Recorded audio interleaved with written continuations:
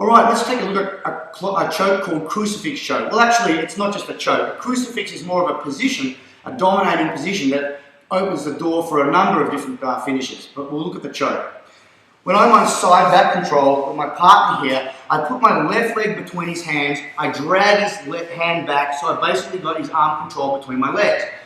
Many people go ahead and apply the crucifix choke as is, but if you do that, it only leaves you the chance to do a fairly weak choke. What we're going to do here is do the correct position, the more technical way to do it.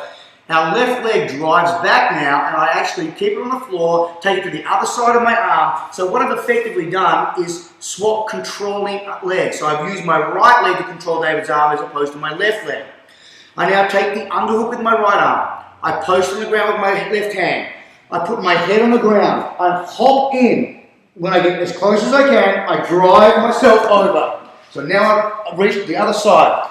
From here, what I could do is the most basic choke, which is pass the right collar around David's neck into my left hand and pull. But I'm really only pulling in kind of a weak way, and if there's any stretch in that garment, like it's a t-shirt, it's not going to work very well. But because I took the time to do that leg control switch at the start, I now open the chance to do another much more powerful choke. My left hand can come across the front of David's face, thumb inside the far collar, escape my hip, get onto my right hip, and bring my left leg over his head, drive him to apply the choke.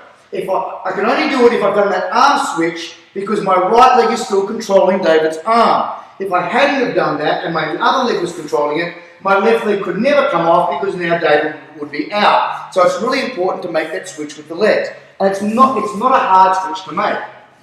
So again, snag and drag, stretch, pass it over, underhook, post, hop, hop, dive over, get to the other side, and now turn onto my right hip.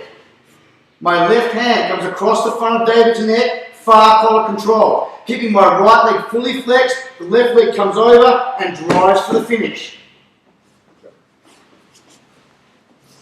So that's kind of a bit of a more of a technical way to do the crucifix, but we consider it a basic way now. Things evolve in Jiu-Jitsu all the time.